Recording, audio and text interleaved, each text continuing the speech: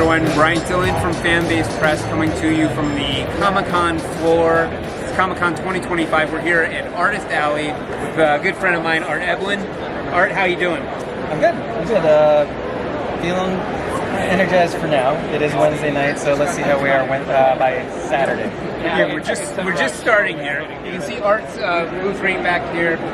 California Ink is sort of your premier title. So if people don't know California Ink, well, what should they know? Let's see, I'll give you the quick log line. In the near future, California becomes a corporate country with factions fighting to shape the new nation. So if you're fans of shows like Showtime's Homeland, HBO Succession, you got the military tactics and the boardroom backstabbing in there. Four-issue miniseries, so it's done, it's over with. I wrote it back in 2017, so you don't have to wait 8 years, but it's all here.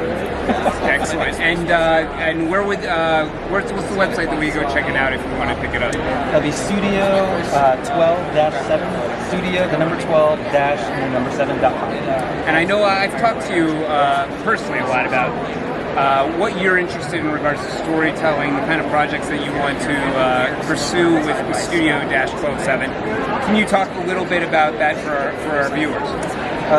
You want to know the history of Studio 12-7? Yes, and what kind of products or stories you're looking to put out? It's really just a place for me to publish whatever I think is fun, and then I have some friends who want to publish some stuff, and I'm helping them. So it's kind of that college kind of film school vibe where it's like, hey, let's make our own thing and put it out there. We want to see this on the shelves, let's make it ourselves. It's going to take a little more elbow grease, a little more time, try to raise some funds on our own, but we'll do it on our own terms, so let's do it. And I'll share that knowledge and that platform with friends who want to do it. It's been fun. So after Studio 12-7's version of, first story in California, Justin Jumpowley, he is working with Dave as well. He's our editor. He and I are switching places. He is now writing a story called West Side, and he's working with Dave, our illustrator, for this book. And I'll be helping him edit and produce his book, which will be coming out this time next year. Excellent. And can you tell us about the premise of West Side? Or do you have to play a little cagey? I might have to hold that one back. I'd like for him to help me make sure I get that one buttoned up just right. But it is a crime thriller that takes place in Merced, which is where he's from. So there's some deep cuts in there for him. Excellent. And I also want to talk to you, you've got an anthology in the works as well. So talk to us a little bit about the premise of that and who else is involved. That one's called Systemic. Full disclosure, I never thought I'd get past issue 1 making this. Like I said, we're doing it on our own. And as we went along, we're now down to the final issue 4. We've got some readers who want to know more, so that's really flattering and exciting. So they're asking for more. I have a side story that I wrote that still takes place in the future. It's a side story in the California world. I don't want to use the word universe. Everybody's using the verse thing too much. But it just happens to be a side story that I wrote for an anthology that I decided to put together with Ben Crane. And he wrote a futuristic sci-fi story as well. And we saw a common thread in there where it seems to be that both our stories are tackling kind of some kind of systemic disturbance in the future. So with that, we use that kind of as a platform or place for our other contributors to come up with their stories so that we're all kind of on the same page. And so we have Ben Crane and Andy Albus. And then we have myself, Dave and Justin. We've got Stephanie Williamson with, oh my gosh, she's going to kill me for not remembering his name. And her artist, I will find it later. Stephanie, I put him on the spot. Yes. You didn't know this question was coming. And then Norm is coming back with, you remember this artist for the sequels? Yes. Is it Val Halverson? Yes. Okay. Val Halverson. Val is fantastic. And then we've got Chris in our Fanbase group is coming back with Pepper. Chris who?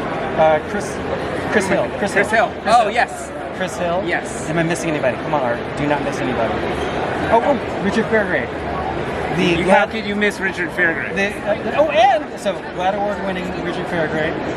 We've got rising star Stephanie Williams. We also have Norm Harper, Eisner Award nominee. So, and then you Not too shabby. And we got Mr. Ben Crane, who was once optioned by HBO. And then you get me and Chris. So Chris, that's us. Sorry. I think you're downplaying you. No, Chris is doing better work, so I'm here to help. Oh, I appreciate. I know that you weren't prepared for that, but I think it's such an exciting project. I think people need to know about it. One other thing that I did want to talk to you about. This is sort of an odd question, so I'm going to throw it to you. I've been thinking a lot about this. You and I talk a lot about the state of the world, and I think both everything that's going on in the world, and whether we're talking about the world itself or the comic book world, we're in a place of turmoil.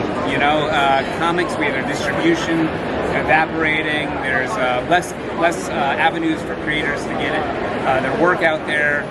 Some still finding success, and then the world itself is increasing pressure on us in many ways. So, with that in mind, I was just wondering, do you feel like that this year has radicalized you in any way, or your storytelling, given that, I don't know, the options seem to be less, the stakes are higher? I don't know if the word radicalize is right for me. It's more empowered to get my voice heard. Because there's a lot of people trying to suppress all this, and even just building up my own confidence to do issue 1 was kind of hard. It's kind of tough, and it sounds like, you know me, now that I know what I'm doing, I'm fine, but building up that confidence to do it was hard enough. And so I think it's even more important now to show others that you can do it, because then they can feel empowered to do it as well. Because there's a lot of forces out there trying to suppress many voices.